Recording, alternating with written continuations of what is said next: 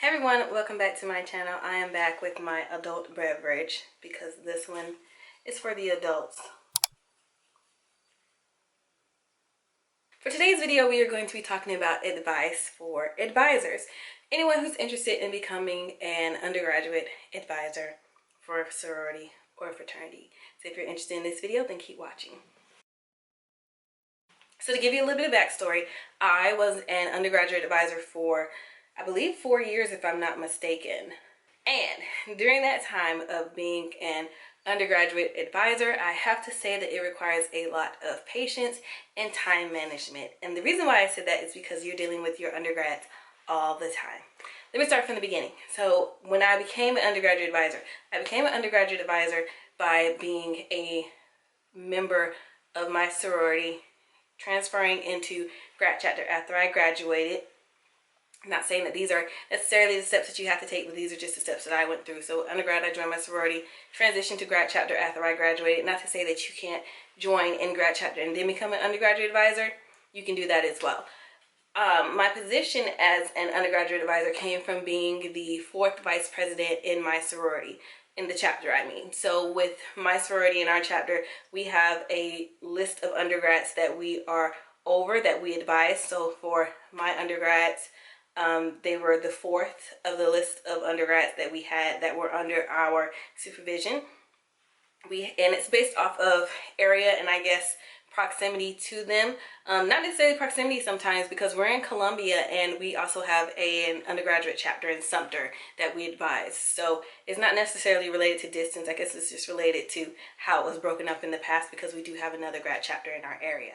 So with being an undergraduate advisor, it is a lot of work. I will say that. It is a lot of planning, because you're basically planning for another chapter. As an undergraduate advisor, you are the advisor that's over the undergrads at the particular school that you're at. So you are monitoring them, you're watching over them, and you're also making sure that they're following the guidelines related to your institution as well, or their institution as well. So you have to make sure that they are compliant with whatever the university has going on, as well as them being compliant with grad chapter, as well as them being compliant with the sorority as a whole. So let me run you guys through it. So say, for example, if you want to be an advisor and you want to have intake for the semester. Well, it's not just intake that you're doing for the sorority, it's intake that you're doing for the institution. So as an undergraduate advisor, you have to make sure that everything is in order in terms of paperwork. So are their calendars prepared for the year? Do they have their list of events, what they're going to do for recruiting? Do they have their list of paperwork that they need to submit to nationals? So they have the paperwork that they need to submit to the institution. All those things play a factor when you are an undergraduate advisor. You have to make sure that those things are done, as well as making sure that the chapter is doing what they're supposed to be doing. You're monitoring their money, you're monitoring their academics, you're monitoring their social presence on campus, you're monitoring their community service. You're in charge of all of that. So it requires a lot of time management. You have to know what's going on at all times. You have to be readily available for someone who wants to be an undergraduate advisor as well, because you're the person that your undergrads are going to turn to if they have any questions or concerns. You're also the person that has to answer to the graduate chapter if there are any issues with your undergrad. You're the person who answers to the sorority if there's any issues with hazing or anything like that. So if your undergrads are involved in hazing and you don't know about it, that's an issue, because as the undergraduate advisor, you should be aware and abreast of everything that goes on with your undergrads. Nothing should be unknown to you. I felt like that was a lot. So as an undergraduate advisor, it is also important to have an open mind. For me, becoming an undergraduate advisor was really exciting, because I graduated probably a year or two after becoming an undergraduate advisor. So the undergraduate experience was still fresh to me. I still knew a lot of people. I still had networking available to me. I still had contacts on campus to where if I needed something from the campus fraternity and sorority life, I could just go to the person that I knew and not have any problems getting anybody on the phone or getting anybody to answer their email. So it was really, really easy for me to be able to transition from one title to another and being able to help my undergrads, because I had literally just gone through undergrad and I knew all the people who were involved in Greek life. So it was really, really helpful. Anyone who is new to becoming an undergraduate advisor, I would say get familiar with the campus that your students are a part of. Make sure that you have those certain contacts in place. If you need to have the director's number of Greek life, make sure you have the director of Greek life's number. If you need the student life director's number, make sure you have those numbers.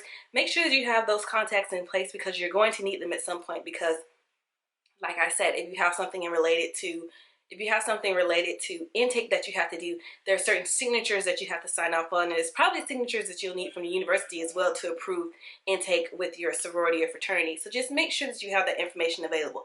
Create another email if you can as well, because you don't want to miss any emails being sent to you. If it's being sent to your personal email and it's something related to the school and it might end up in your spam folder, I would definitely recommend coming up with your own email address, something related to sorority or fraternity if you want, so that it's easier for you to remember when you hand it out to people, so that when they're disseminating information that it'll go directly to that email and you don't have to look for it. It's also some place that your undergrads can use to email if they have something for you to sign related to the school and things of that nature. Make sure that you have a separation between your personal and your fraternity or sorority stuff so that you can have a easy place to find it.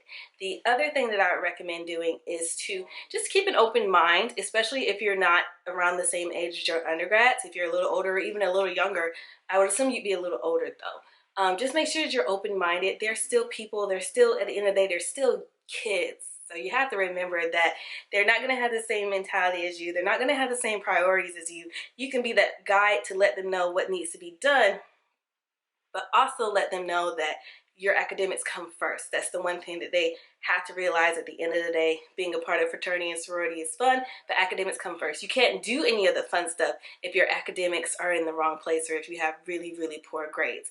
That's going to prohibit a lot of things for undergrads when they have poor grades. So just bear that in mind.